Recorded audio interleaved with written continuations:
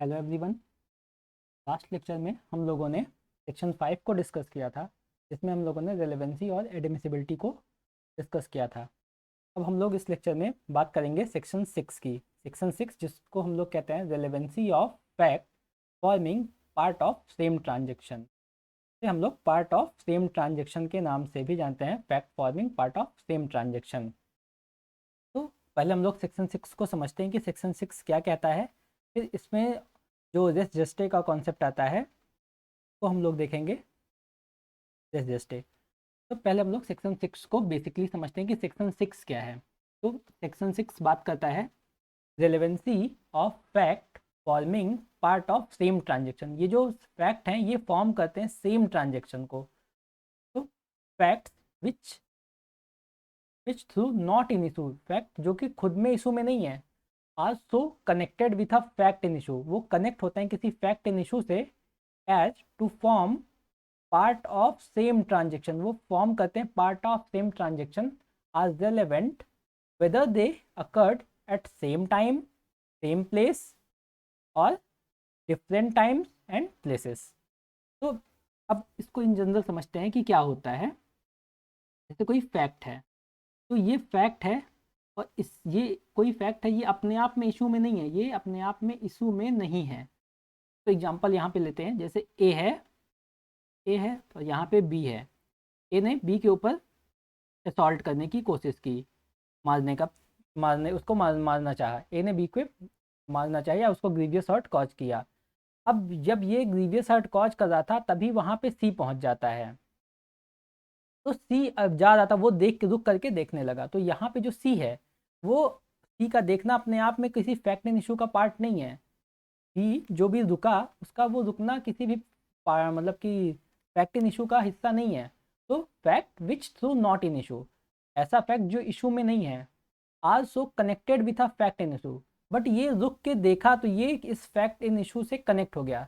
अब ये इसका देखना जो है वो कनेक्ट हो गया फैक्ट इन इशू से as to form part of same transaction. अब ये जो भी कुछ देखेगा, ये जो भी कुछ देखेगा ये पार्ट ऑफ सेम ट्रांजेक्शन होगा।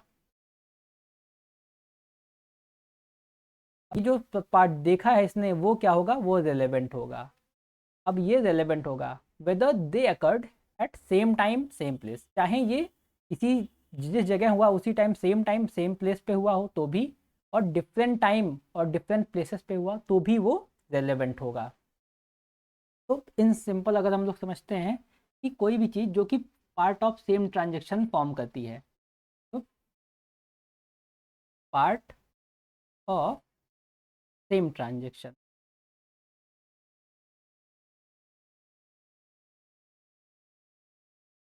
तो पार्ट ऑफ सेम ट्रांजेक्शन कहते किसको हैं? तो एक लैटिन वर्ड है, लैटिन वर्ड में कॉन्सेप्ट आता है दिस, इसका मतलब होता है part of same transaction. But हम सेक्शन 6 जो है उसको डायरेक्टली सिर्फ पाजेस जेस्टे बोले तो वो सही नहीं होगा, क्योंकि सेक्शन 6 जो एक ब्रॉड कॉन्सेप्ट है और उस ब्रॉड कॉन्सेप्ट में रेस जस्टिस सिर्फ उसका एक पार्ट है। अब हम लोग पहले यहाँ पे समझेंगे कि रेस जस्टे क्या होता है।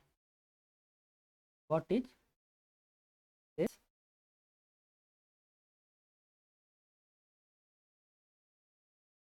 तो अगर हम लोग रेस जस्टे को लेकर के समझें तो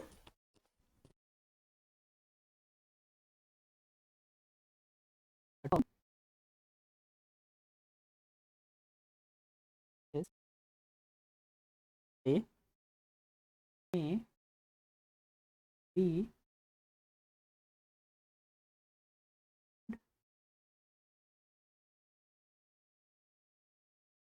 खोज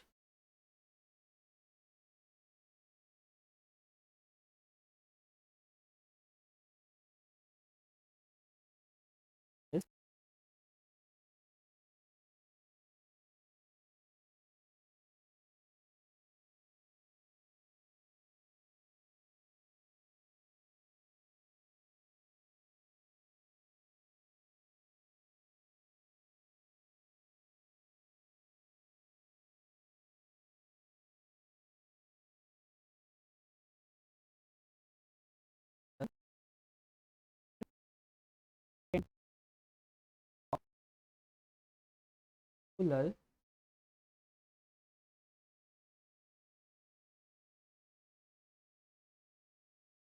act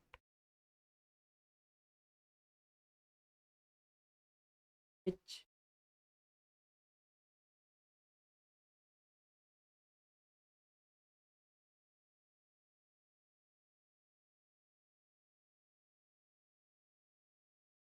give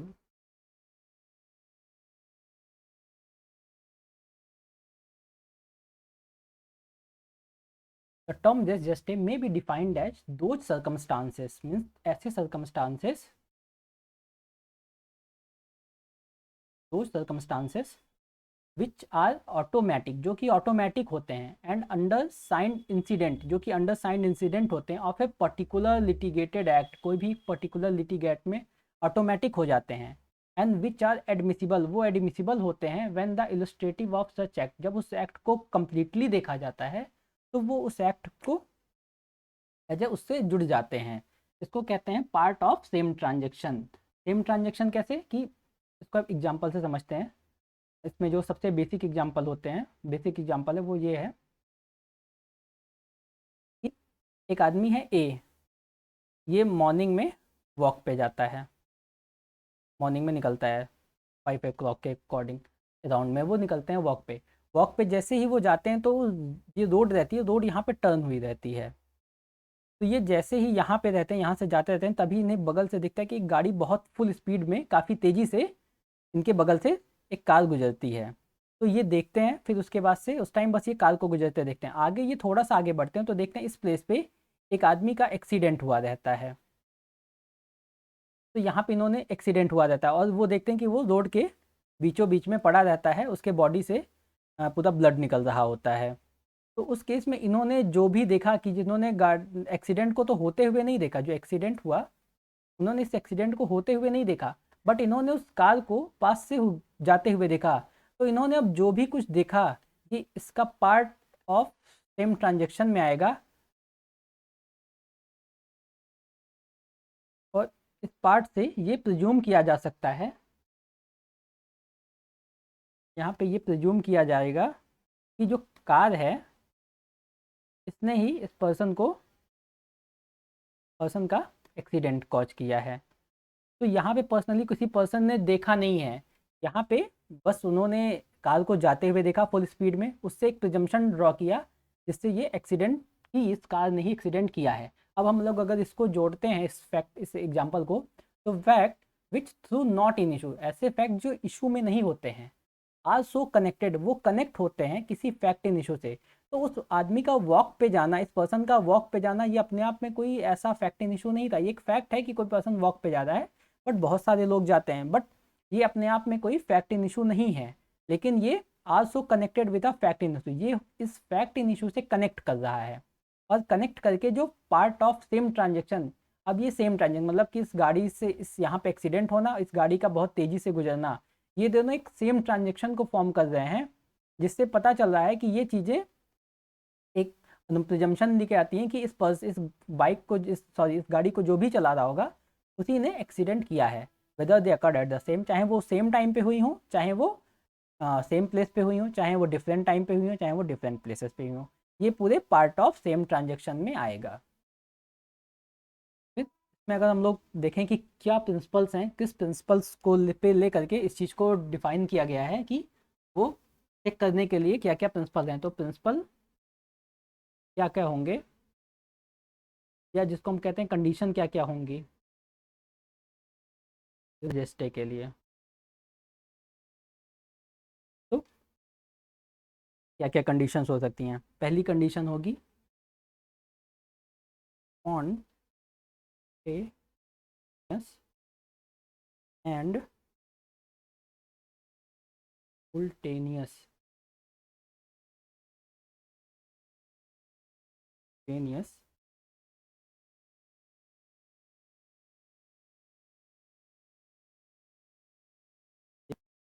part of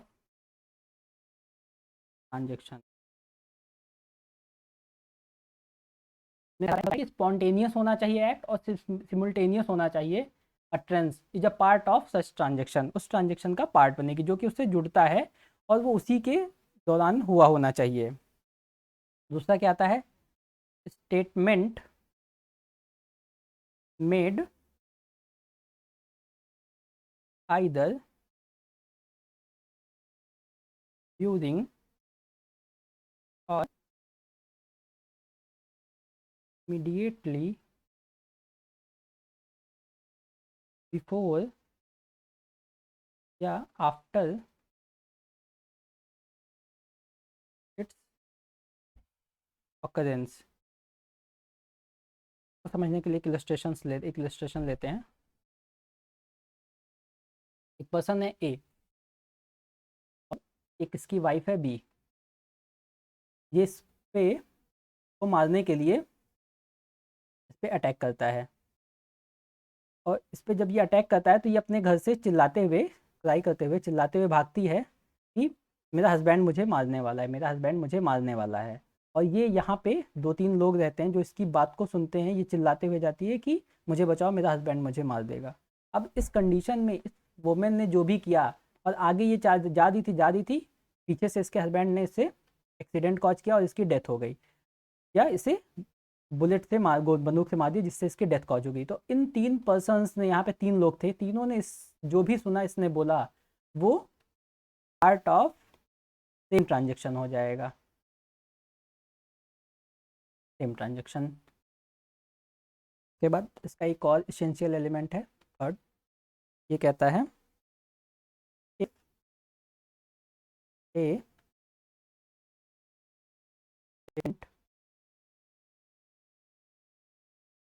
is made after the act is over and its makers has had the time for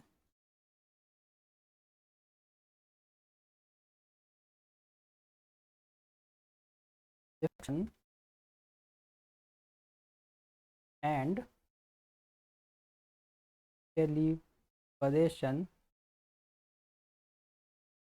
celebration and fabrication। उस केस में क्या होगा कि not part of same transaction, ये इस केस में पार्ट ऑफ सेम ट्रांजेक्शन में नहीं आएगा। एक ये एसेंशियल्स हैं। तो ये 3 एसेंशियल्स हैं कि किसी भी चीज़ का जुड़ा होना चाहिए और वो इमीडिएट होना चाहिए, ऐसा नहीं कि उसमें टाइम गैप होना चाहिए। अब इसको समझने के लिए हम लोग इसमें केस लॉज से समझते हैं कि केस लॉज क्या क्या है। कि केस लॉज से कुछ प्रिंसिपल निकल के आए हैं कि क्या कोई चीज़ रजिस्टर में कब आएगी, कब नहीं आएगी। तो सबसे पहले हम लोग इलस्ट्रेशंस पे चलते हैं, इलस्ट्रेशंस को सॉल्व करते हैं।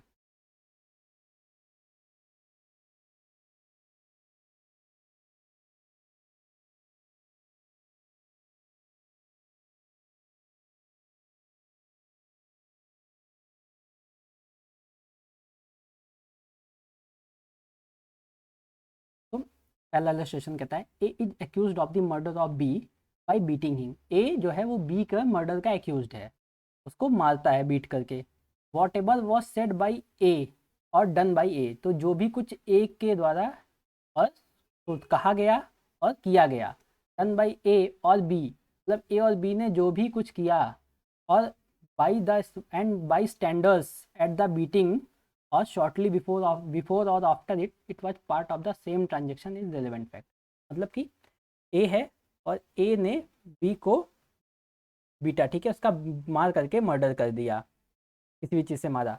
तो इस केस में जो भी यहाँ पे बाई स्टैंडर्ड से, मान लीजिए रोड पे मार रहा था, तो बाई स्टैंडर्ड से जो भी लोग खड़े थे उन्होंने इनके बीच की जो भी बातें सुनी, मतलब जो भी इसने बोला, सेड मतलब बोला, या जो भी इसने एक्ट किया, वो सारे चीज़ें जो भी यहाँ के लोगों ने बिफोर और आफ्टर, मतलब कि इसके फाइट शुरू होने से पहले, इसके बीच में और इसके होने के बाद अगर ये कहीं भाग जाता है, उस चीज़ को जो देखा और सुना, वो सब एक रेलेवेंट फैक्ट हो जाएगा। वो एक रेलेवेंट है और वो पार्ट ऑफ सेम ट्रांजैक्शन में आता है।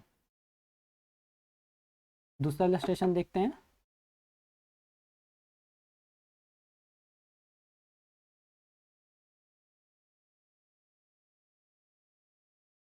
बी कहता है A is accuse of waging war against the government of India. A जो है एक्यूज है वेजिंग वॉर का against government of India by taking part, वो पार्ट लेता है किसमें, आर्म्ड इंसरेक्शन में।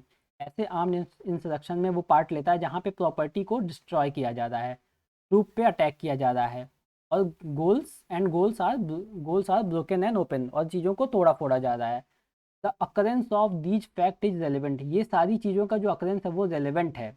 And forming part of general, ये एक जनरल ट्रांजेक्शन को बना रहा है कि जहाँ पे अगर आप वेजिंग वॉर करते हैं तो ये चीज़ें एक जनरल ट्रांजेक्शन में आती हैं। तो ए में had not been present at all, जिसमें भी कहा गया कि ए जो है वो सब में प्रेजेंट तो नहीं है, लाइक कि या तो वो प्रॉपर्टी जहाँ पे डिस्ट्रॉय हो रही थी मान लो वहाँ पे था, या जहाँ पे वो ट्रूप्स पे अटैक किया जाता उस जगह पे था, या गोल्स को जहाँ पे इस चीज़ों को तोड़ा या ओपन किया जा रहा था, अगर वो किसी एक जगह भी था तो ये मान के चला जाएगा कि वो किसी में से एक में प्रेजेंट था, मतलब कि वो ऑफेंस उसने किया है। तो ये भी पार्ट ऑफ सेम ट्रांजेक्शन आ जाएगा, ये जनरल ट्रांजेक्शन का पार्ट है। डी वाला इलस्ट्रेशन लेते हैं। The question is whether certain goods ordered from B were delivered to A. एक क्वेश्चन राइज होता है कि जो कुछ गुड्स थे जो कि बी ने ऑर्डर किए थे वो ए को डिलीवर कर दिए गए। The goods were delivered to several intermediate person successfully, ये delivery is a relevant fact. तो समझते हैं, ए है वो एक डिलीवरी बॉय है, बी ने मान लीजिए कुछ ऑर्डर किया। अब एक डिलीवरी बॉय तो इसके पास एक पर्सन इसकी आगे प्रॉपर्टी, एक पर्सन इसको देना है, एक पर्सन इसको देना है, एक पर्सन इसको देना है। अब वो निकलता है अपने बिजनेस और ट्रांजेक्शन में, पहले इसको देता है, पहले इसको देता है, फिर इसको देता है, फिर इसको देता है, और फिर क्वेश्चन आता है कि क्या उसने बी को डिलीवर किया। तो अगर उसने सबको एक लाइन से डिलीवर किया है तो ये माना जाएगा कि हाँ इसने बी को भी डिलीवर किया होगा। तो ये जो है डिलीवरी है उसकी वो एक रिलेवेंट फैक्ट है, क्योंकि ये इसके एक सेम चैन को बना दी, जो चैन है कि वो एक सबको अगर देते चल रहा है तो वो जो उसका फैक्ट है जो भी उसने किया है वो एक रेलेवेंट फैक्ट होगा। तो हम लोग चलते हैं केस लॉज पे। केस लॉज में हम लोग को ये पता चलेगा कि कोई चीज़ जेस्टे में कब आती है। तो पहला केस हम लोग लेंगे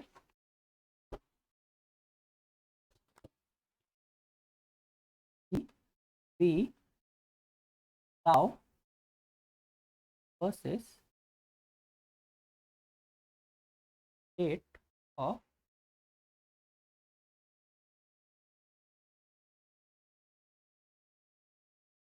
ये बहुत इंपॉर्टेंट क्वेश्चन है, कई बार पूछा गया है। तो G V Rao Jentela Vijayvardhan Rao versus state of Andhra Pradesh. इस केस में क्या होता है कि एक आदमी रहता है, ये एक्यूज जो रहता है वो बस में चढ़ता है और बस में वो केरोसिन ऑयल लेकर के और पेट्रोल लेकर के चलता है, और जब वो बस में बैठता है तो उस पेट्रोल को वो वहाँ पे गिरा देता है, उस जगह पे बस में गिरा देता है, और उसके बाद से आग लगा देता है।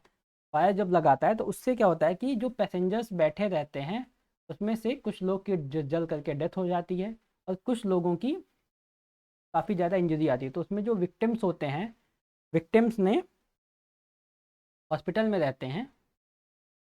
अब इनसे बाद में पूछा जाता है, मजिस्ट्रेट के सामने पूछा जाता है कि क्या रीजंस थे, और मतलब कि क्या हुआ था, और क्या जो भी उन्होंने अपना आंसर दिया प्रिजम्पशन ऑफ डेथ में कि उस टाइम पे मजिस्ट्रेट ने उनसे जो भी चीज़ें रिकॉर्ड की क्या वो जस्टे में आएंगे या नहीं आएंगे। तो कोर्ट ने हेल्ड किया कि ये सारी चीज़ें जस्टे में नहीं आएंगी, क्योंकि यहाँ पे एक टाइम ऑफ चेंज जो है वो निकल चुका है। मतलब यहाँ पे एक्सीडेंट यहाँ पे हुआ था, इसके बाद एक लंबा टाइम निकल चुका है, उसके बाद ये अपना स्टेटमेंट दे रहे हैं, तो वो स्टेटमेंट जो होगा वो जस्टे में नहीं आएगा, जस्टे को फॉर्म नहीं करेगा। फिर अगला केस लेते हैं, state of Andhra Pradesh versus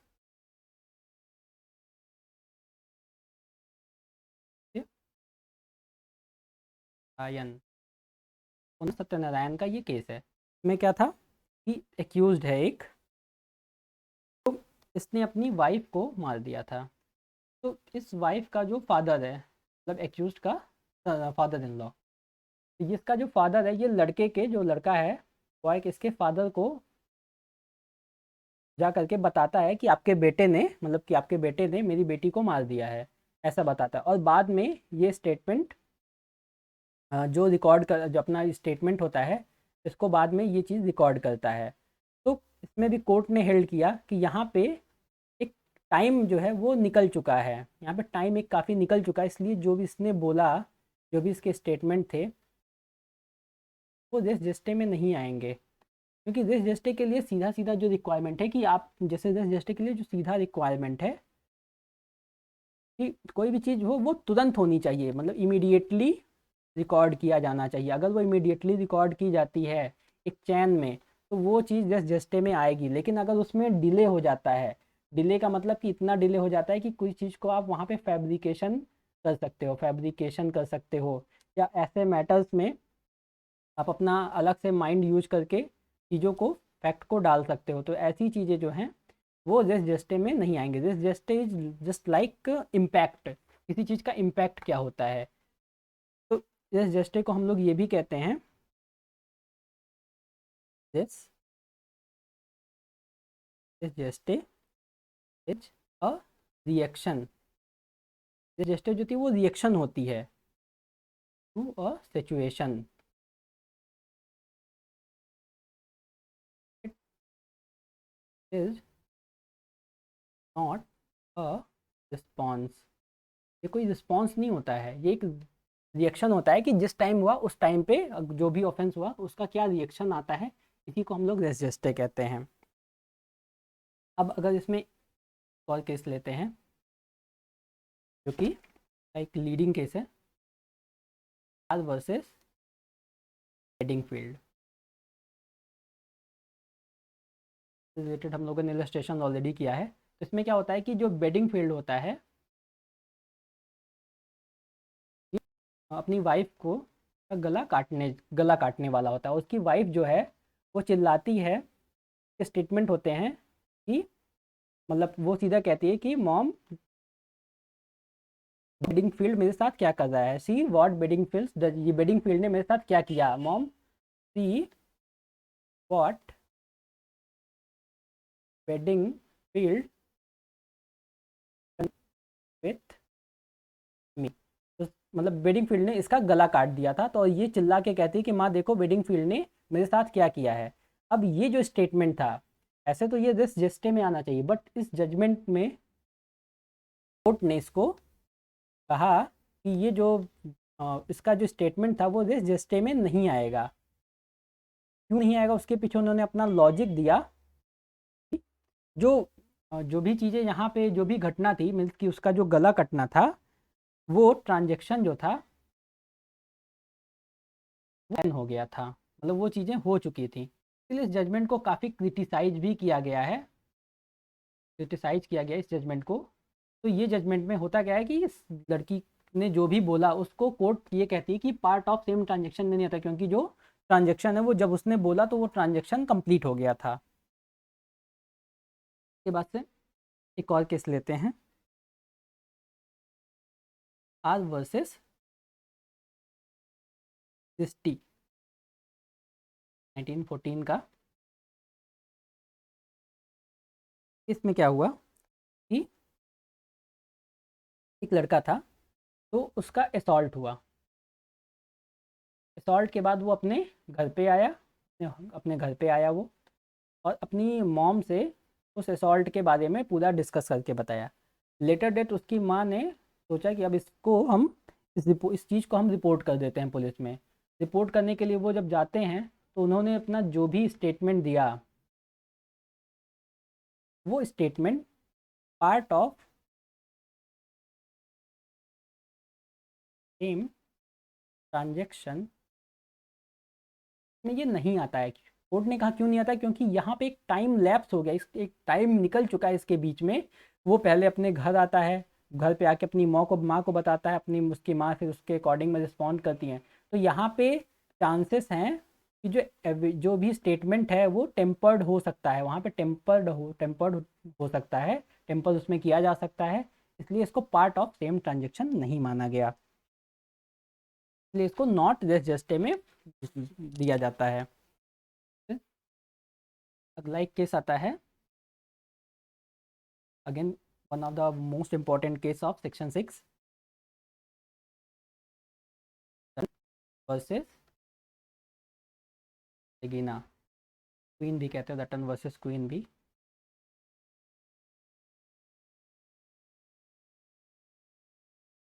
ये 21 अब ईयर आप चेक कर लेना, I am not sure about year. तो दटन वर्सेस क्वीन, इस केस में क्या होता है कि एक वाइफ रहती है और इसका मतलब एक वाइफ रहती है और इसका हस्बैंड रहता है।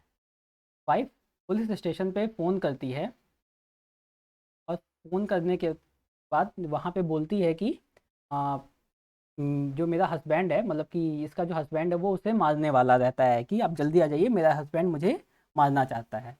वो उसके बाद से वो अपना एड्रेस बताती है, और इतना वो बताती ही रहती है, एड्रेस बताती है और इतना ही वो बोलती है कि मेरा हस्बैंड मुझे मार देगा, तभी उसकी फ़ोन कट हो जाता है, जो फ़ोन होता है वो कट हो जाता है। और उसके 5 या 10 मिनट बाद जब पुलिस पहुंचती है तो देखती है कि उसकी जो उसने फ़ोन किया था, विक्टिम रहती है गर्ल, वुमेन, उसकी जो बॉडी है वहाँ पे पड़ी रहती है, बॉडी पड़ी रहती है, उसकी डेथ हो जाती है, डेथ हुई रहती है, और ब्लड पूरे फ्लोर पे फैला रहता है। अब यहाँ पे उसके हस्बैंड ने ये प्ली लिया कि जो इंजरी कॉज हुई बुलेट से, तो उसने अपने प्ली में कहा कि मैं जो मतलब बंदूक है उसको साफ कर रहा था और मुझे नहीं पता चला कि इसके अंदर बुलेट भी है, मुझसे गलती से बंदूक चली और मेरी वाइफ की डेथ हो गई। लेकिन जो कॉल आई थी पुलिस के पास, उस कॉल के बेसिस पे ये कहा गया कि उसने फ़ोन करके ये बोला कि मेरा जो हस्बैंड है, पुलिस को उसने बोला कि मेरा जो हस्बैंड है वो मुझे मारने वाला है, मारना चाहता है, और इसके जस्ट बाद उसकी डेथ हो जाती है। तो ये जो है ये पार्ट ऑफ सेम ट्रांजेक्शन है, ये एक सेम ट्रांजेक्शन में आएगा, इसलिए ये जेस्टे में फॉल करेगा। ऐसे हम लोग एक और केस डिस्कस करते हैं। तो केस का नाम है छुटका वर्सेस स्टेट। इस केस में फैक्ट क्या रहते हैं कि यहाँ पे एक पर्सन रहता है, उसका नाम रहता है भुट्टू। ऐसे केसेस रहते हैं तो ये हमेशा याद रहते हैं। तो इसका नाम रहता है भुट्टू, और ये इसकी डेथ हो जाती है, और लोग कहते हैं कि जो छुटका है उसने भुट्टू की डेथ कॉज की। एक वोमेन रहती है जिसका नाम रहता है किरण बाला। तो ये शॉप पे जाती है कुछ सामान लेने के लिए, सामान लेने के लिए शॉप पे जाती है। जब वो वहाँ पे जाती है तो उससे सुनने को मिलता है वहाँ पे शॉप पे कि भुट्टू ने छुटका ने भुट्टू को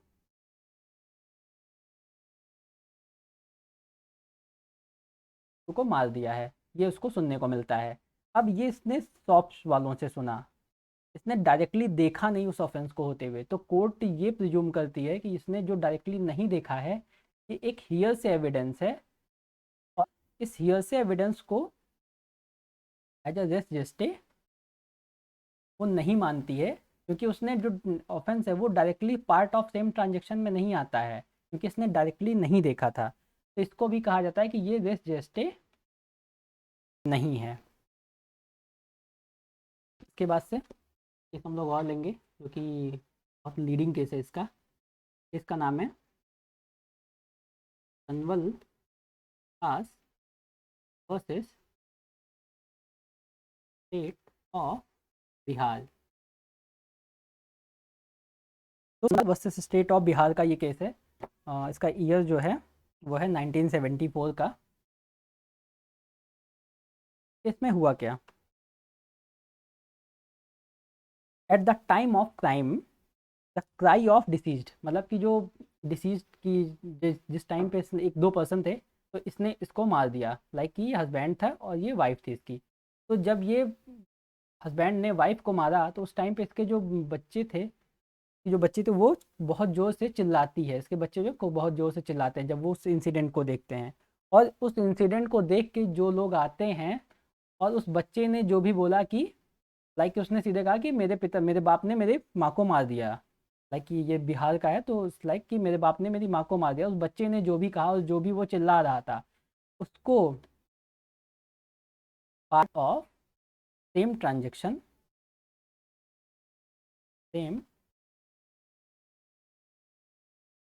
ये माना गया। तो ये पार्ट ऑफ सेम ट्रांजेक्शन। अब कोई भी चीज़ जो पार्ट ऑफ सेम ट्रांजेक्शन ये वो सेक्शन 6 में रेलेवेंट होती है, और अगर ये सेक्शन 6 में रेलेवेंट होगी तो ऑलरेडी ये एडमिसिबल एविडेंस होगी, तो इससे इसको कोर्ट में एक्सेप्ट किया जाता है। अब हम लोग इस पे चलते हैं, हमारा सेक्शन जो है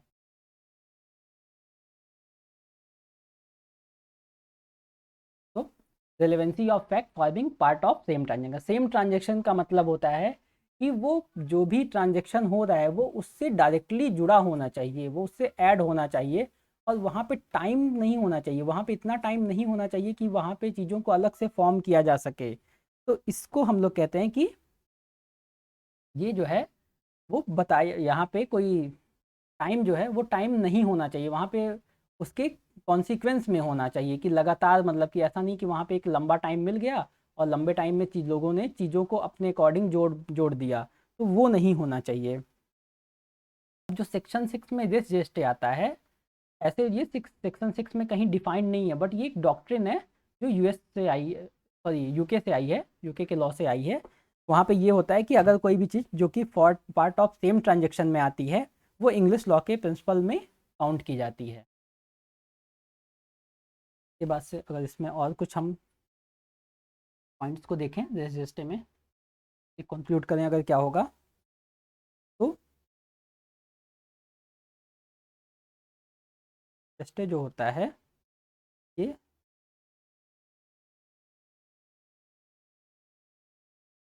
answer which are automatic and undersigned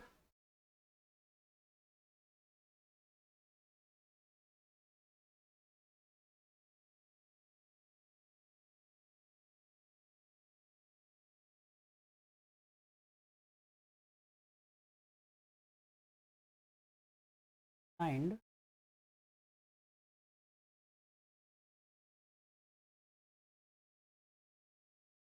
evidence of a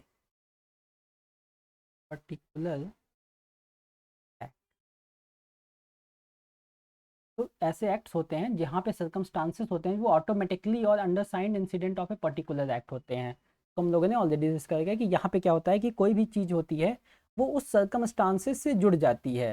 like कि हमने जब एग्जांपल देखा था कि एक पर्सन है और जब वो वॉक करने जा रहा है और वो उसने कोई ऑफेंस होते हुए देखा नहीं है, ना ही उसने एक्सीडेंट देखा है, बट इसने जो भी देखा उस सर्कमस्टांसेस के अंदर वो चीज़ें इससे आके जुड़ जाती हैं, तो इसको भी पार्ट ऑफ सेम ट्रांजेक्शन कहा जाता है।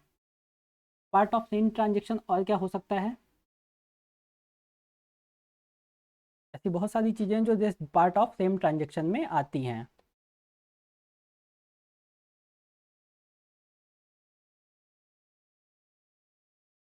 पार्ट ऑफ सेम ट्रांजेक्शन इसका मतलब ये नहीं होता है कि सिर्फ रेस जस्टे पार्ट है। रेस जस्टे में क्या होता है कि हम एक इन्फरेंस लगा लेते हैं कि ये चीज़ हुई होगी, इसके अगर एक घटना है और ये घटना है और इन दोनों के बीच में एक चैन है जिसको किसी ने भी नहीं देखा लेकिन वो उससे कनेक्ट हो रही है, तो ये माना जाएगा कि ये दोनों एक ही सीरीज में आती हैं। But part of same transaction में जैसे ए और बी ये फाइट कर रहे थे, अब यहाँ पे सी और डी पहुँच जाते हैं, इन्होंने इसको देखा फाइट करते हुए, तो ये भी पार्ट ऑफ सेम ट्रांजेक्शन में आ जाएंगे। सेम ईयर ए बी का रेप करने की कोशिश कर रहा है, तो ये ऐसे केसेस हैं जो कि मेनली अकेले में किए जाते हैं। अब ऐसे प्लेसेस पे मान लीजिए कि एक्स पहुंच जाता है और एक्स उसको देख लेता है, देखने के बाद मान लीजिए उसको वो रोकने का भी अटेम्प्ट करता है, उसको रोक की इसको रोक देता है, रोकने का प्रयास करता है, तो उस केस में भी क्या होगा, ये पार्ट ऑफ सेम ट्रांजेक्शन में आएगा। तो इसमें एक्स ने जो भी देखा जो भी सुना वो उस पार्ट का सेम ट्रांजेक्शन है कि उसने देखा, उसने रोकने की कोशिश की, तो ये पार्ट ऑफ सेम ट्रांजेक्शन में आएगा। के बाद से एक और केस देखेंगे जो कि इसका एक लीडिंग केस है, आर वर्सेस हॉस्टल। ये केस ऑलरेडी हम लोगों ने एज इलस्ट्रेशन में डिस्कस किया है। इस केस में वही सेम, जो वॉक पे जाता है पर्सन और एक्सीडेंट हो जाता है, सेम वही केस वो इससे रिलेटेड है और इसको part of same transaction register में डाला गया। तब लास्ट केस देखते हैं।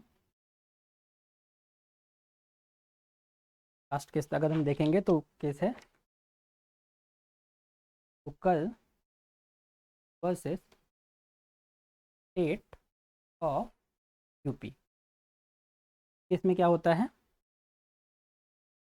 विक्टिम जो होता है, ये विक्टिम है, ये एक्यूज्ड है। तो एक्यूज्ड ने विक्टिम को इंजरी कॉज की रहती है, बुलेट से गोली मार के गोली मारता है जिससे कि इंजरी कॉज हो, या इसको ये अलार्म करता है, मतलब कि इसको चोट पहुंचाने की कोशिश करता है। अब ये एक पर्सन रहता है एक्स, इससे जो भी कुछ बताता है उसी टाइम पे, कि जैसे उसको वो ले करके जाता है उस टाइम पे उसको जो भी चीज़ें बताता है,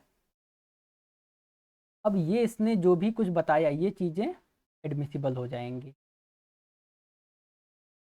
लेटर इसको एक्यूज को 307 के लिए बुक किया जाता है। बाद में क्या होता है कि ये विक्टिम जो है इसकी किसी और रीजन से डेथ हो जाती है, लेकिन यहाँ पे कोर्ट ने ये कहा कि इसने जो भी थर्ड पर्सन से तुरंत बाद बताया वो चीज़ें एडमिसिबल हैं। तो किसी भी रजिस्ट्री के लिए सबसे जो इम्पोर्टेंट चीज़ है कि कोई भी अगर ऑफेंस हुआ है और ऑफेंस में जो भी विक्टिम है वो अगर डायरेक्टली जब वो जुड़ेगा, मतलब कि वो तुरंत बता रहा है, उसको वहाँ पे सोचने का टाइम नहीं मिल रहा है, तो उस केस में वो जो भी स्टेटमेंट रहेगा वो रेस जस्टिस का पार्ट है, वो फॉर्म कर जाएगा। अब रेस जस्टिस को हम एक और कॉन्सेप्ट देते हैं। रेस जस्टिस में दो कॉन्सेप्ट आते हैं, किसकी वाइडर मीनिंग में देखा जाता है,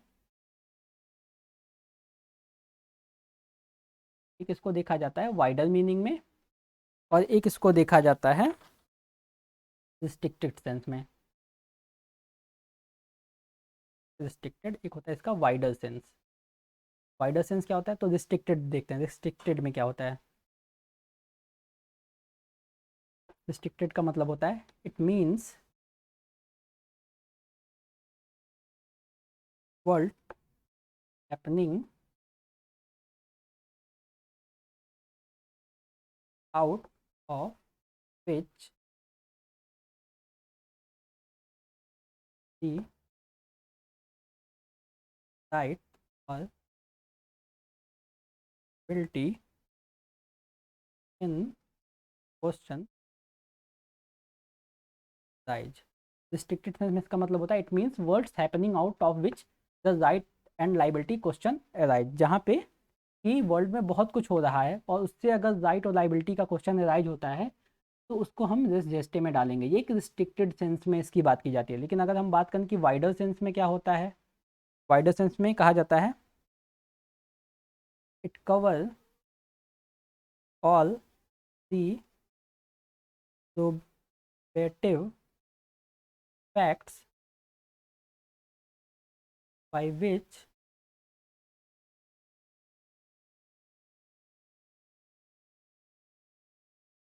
जेस्टे are so reproduced to the tribunal where the direct evidence of witness are exception by the court are unattainability AINABLE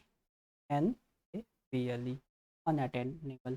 तो इसका मतलब होता है वाइडर सेंस में देखें तो it cover all the probative facts. ये जो भी है ऑल द प्रोबेटिव फैक्ट, जितनी भी चीज़ें उससे जुड़ी हुई होती हैं उसको कवर करता है। By which res gestae is reproduced, जिसके जिसके थ्रू जो रेस जस्ट है वो निकलता है, to the tribunal where the direct evidence of witness are where the direct evidence of the witness are perception.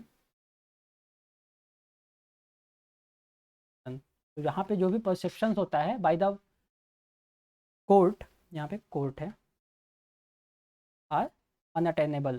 तो जो भी चीज़ें यहाँ पे निकल के आती हैं जिसके वाइडर सेंस में, कि जो भी चीज़ें जिस तरीके से भी हम उसका जो सेंस निकालते हैं, किसी भी चीज़ का चैन ड्रॉ करते हैं, वो उसका वाइडर सेंस कहता है कि कोर्ट जो भी प्रोबेटिव फैक्ट्स हैं उनके उनको चेक करके रेस जस्टे को भी कवर कर सकता है। तो ये है पूरा रेस जस्टे का टॉपिक। सिंपल सा अगर कहें तो रेस जस्टे जो कि पार्ट ऑफ सेम ट्रांजेक्शन को कहा जाता है, और कोई भी चीज़ें इसमें डायरेक्टली जुड़ती हैं, किसी भी चीज़ में अगर कोई इंसिडेंट हुआ है तो उससे वो डायरेक्टली जुड़ा हुआ होता है। That's all in this lecture. अगर आपको कोई भी क्वेरी हो तो